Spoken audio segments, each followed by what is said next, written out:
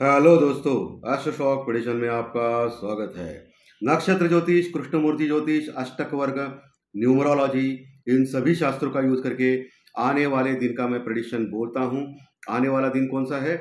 13 मई 2024 यानी सोमवार का दिन। और इस दिन एज पर फाइनेंशियल एस्ट्रोलॉजी क्या हो सकता है ये जानने की कोशिश करेंगे। शुरू करने से पहले गणेश वंदना। ओम श्री गणेशाय नमः। चैनल के डिस्क्रिप्शन बॉक्स में बिलो द टाइटल डिस्क्लेमर रखा है, इसको कृपया पढ़ी जानिए। एज पर डिस्क्लेमर, ये एजुकेशनल प्रोग्राम है। इसके तहत जो भी मैं बोल रहा हूँ ये मेरी पर्सनल राय है, मेरी खुद की राय है। आपके प्रॉफिट या लॉस, लाभ या हानि के लिए मैं और मेरा चैनल जिम्मेदार नहीं रहेंगे, रिस्पॉन्सिबल नहीं रहेंगे। ये प्लीज नोट करके रखिए। मेरा एस्ट्रो स्टॉक प्रेडिक्शन चैनल सिर्फ और सिर्फ यूट्यूब पे ही अवेलेबल है, बाकी कहीं भी नहीं। ये भी नोट करके रखिए, ये बहुत ही इंपॉर्टेंट है। बहुत सारे फ्रॉडस्टर लोगों ने मेरा चैनल का नाम लेके बाकी कई जगह पे, फेसबुक, इंस्टाग्राम यानी टेलीग्राम, ये सब बकवास चैनल है। सब ये सब फ्रॉडस्टर है। सिर्फ और सिर्फ मैं यूट्यूब पे अवेलेबल हूँ। ये मैं फिर से बोल रहा हूँ दोस्तों, ओके, क्लियर कट मैं बोल रहा हूँ। चलिए दोस्तों शुरू करेंगे। दोस्तों, शुक्रवार के सत्र में निफ्टी यानी मार्केट प्लस में क्लोज हो गया। निफ्टी लगभग 100 पॉइंट प्लस में क्लोज हो गया। और हमारा जो प्रेडिक्शन था शुक्रवार के लिए, mix to positive, mix to तेजी भरा होना चाहिए, और ये बिल्कुल सही आ गया। 100% सही आ गया। Bank Nifty flat to minus close हो गया, 60 पॉइंट 60 पॉइंट माइनस में। लेकिन मैं हमेशा निफ्टी को ही निर्देशांक मानता हूं, क्योंकि निफ्टी में ही बैंक के important stock, metal, IT, pharma सब कुछ निफ्टी में होता है। So according to our prediction ये सही आ गया। हमारे जो लेवल्स दिए गए थे सुबह प्री मार्केट रिपोर्ट में, जो 7 बजे मैं बोलता हूं मार्केट शुरू होने के पहले, वो भी बहुत ही बिल्कुल सही थे। अभी अगले हफ्ते क्या होगा, सोमवार को तो मैं बताऊंगा सोमवार को क्या होगा, लेकिन अगले हफ्ते क्या होगा, क्योंकि निफ्टी 22,050 यानी 22,050 के ऊपर क्लोज हो गए। अमेरिकन मार्केट पिछले 8 दिनों से लगातार बढ़ रहा है। अभी ऑल टाइम हाई के बेहद निकट है अमेरिकन मार्केट यानी डाउ जोन्स।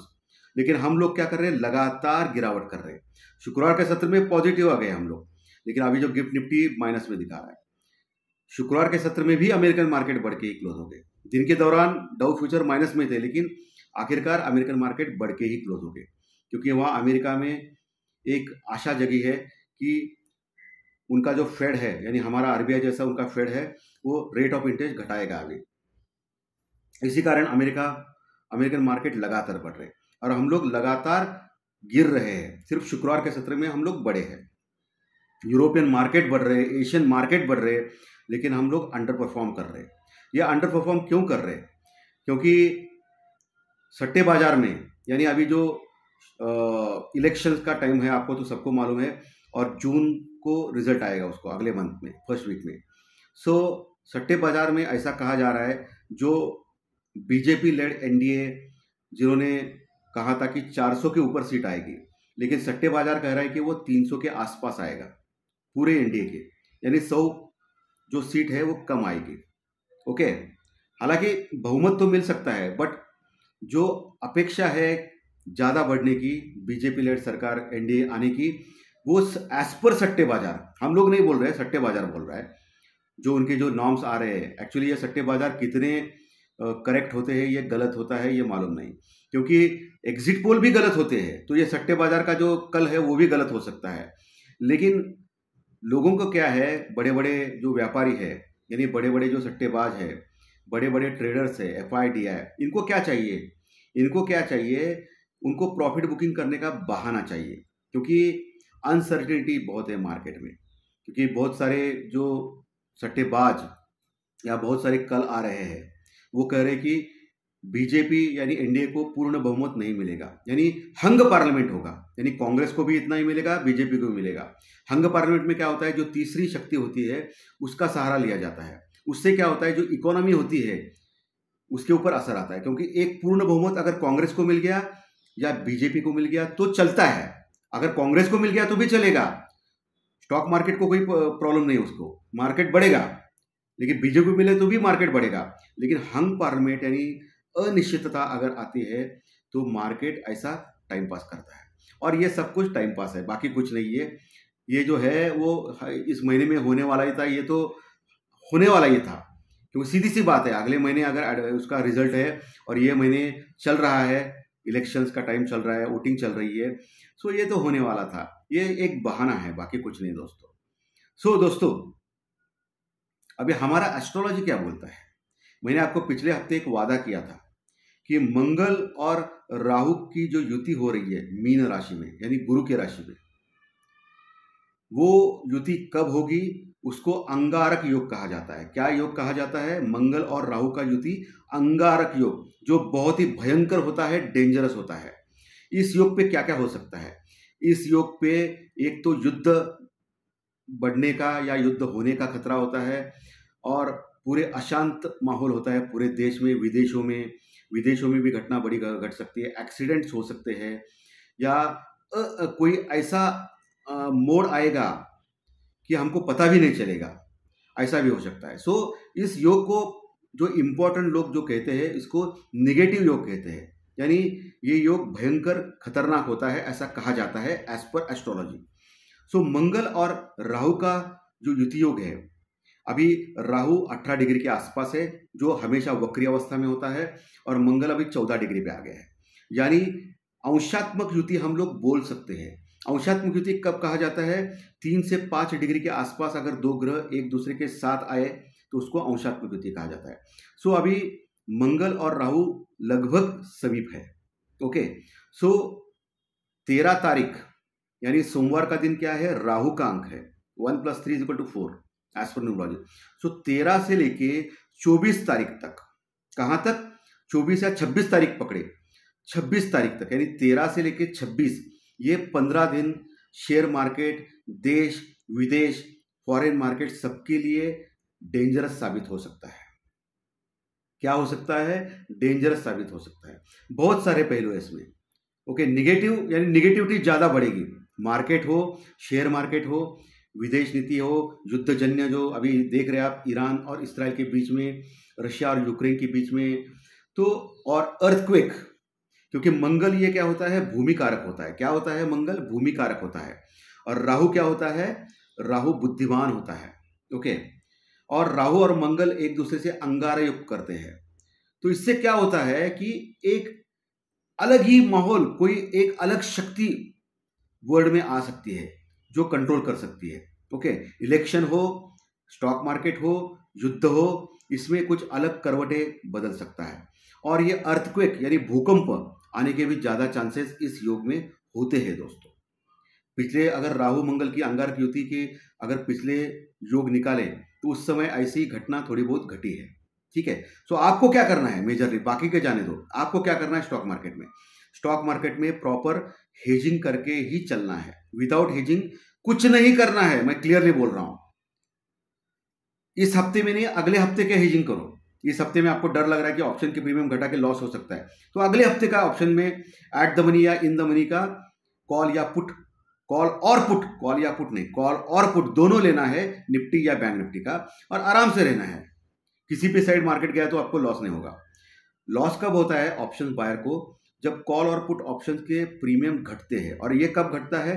अगर रेंज बाउंड मार्केट रहता है तो। अभी क्या हो रहा है? अभी इंडिया विक्स बहुत बड़ा है, 18 के आसपास है, 18 के पास है, यानी वोलेटिलिटी ज़्यादा है, यानी मार्केट में कुछ भी हो सकता है, कभी भी बहुत बड़ी प्रॉफिट बुकिंग हो सकती है या बहुत बड़ा तेजी आ सकता है। तो ऐसे में ऑप्शन बायर को हेजिंग के बिना कोई चारा नहीं है, उनको ये करना पड़ेगा। ठीक है, सो मैंने आपको तारीख दी है 13 से 26 या 28 तक।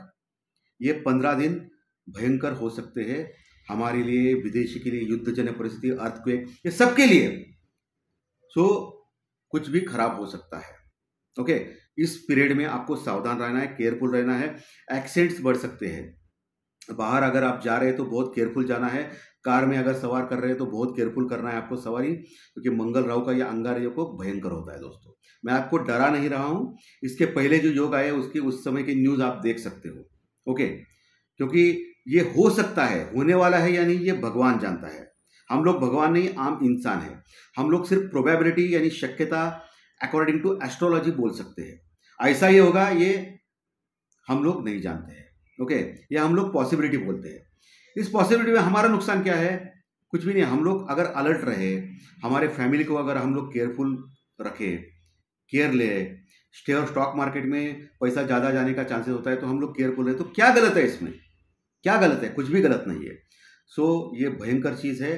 प्लस जून में 4 तारीख जो राहु का अंक है, उस समय ये रिजल्ट के एग्जिट पोल या रिजल्ट इस आसपास डिक्लेयर होंगे, तो ये भी एक चीज़ खराब है दोस्तों। इस ऐसे मौके पे आपको बहुत अलर्ट रहना है, ये मैं क्लियर कट बोल रहा हूँ आप लोगों को, ठीक है? ये तो आपने अभी सुना है मेरी बात। चलिए, अभी 22,050 का जो निफ्टी है, नीचे 21,800 का इंपॉर्टेंट सपोर्ट है, वो टूट गया तो 21,500 21,000 तक के चांसेस है। ऊपर 22,500 550 बहुत बड़ा रेजिस्टेंस है, उसके ऊपर गया तो ये ऑल टाइम हाई के बारे में सोच सकते हैं। क्लियर? और वही बैंक निफ्टी अभी 47,500 के नीचे क्लोज हो गया है। बहुत ही बड़ी गिरावट बैंक निफ्टी में 5% की लगभग की पिछले कुछ ही दिनों में आ गई है। ओके, 2,500 पॉइंट गिरा है। बैंक निफ्टी टोटली ओवरसोल्ड है, लेकिन मार्केट अगर निगेटिव रहा तो ऐसे ही बैंक निफ्टी गिरता रहा तो प्रॉब्लम है। अभी आखिरी उम्मीद बैंक निफ्टी की 46,500 का लेवल है, उसके नीचे गया तो बैंक निफ्टी गयो, फिर बैंक निफ्टी 40,000 तक भी जा सकता है, ये आपको ध्यान रखना है। 46,500 टूटना नहीं चाहिए। ओके, और ऊपर 48,500 के ऊपर गया बैंक निफ्टी तो बुलिश मोड में आएगा। ये आपको एक मोटा मोटी आपको फिगर दे रहा हूँ। हर सुबह प्री मार्केट रिपोर्ट में 7 बजे मैं क्लियर कट बताता हूँ आप सबको कि क्या हो सकता है उस दिन।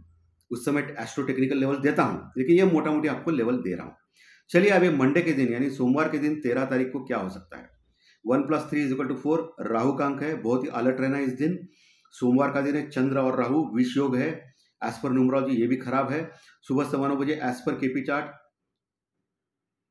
मिथुन लग्न की कुंडली है और चंद्रमा आपको दिखेंगे कर्क राशि, यानी आप अपनी खुद की राशि में जा रहे हैं और अभी अभी आए हैं चंद्रमा कर्क राशि में।